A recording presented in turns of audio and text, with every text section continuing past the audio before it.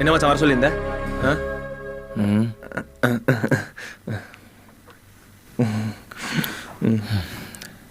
நிவி அப்பா போய் பார்க்கணும். எதுக்கு? கல்யாணம் பண்ணுறதுக்கு. டேய் மச்சான், என்னடா சொல்ற? அவர் கல்யாணம் பண்ணி நீ என்ன பண்ண போற?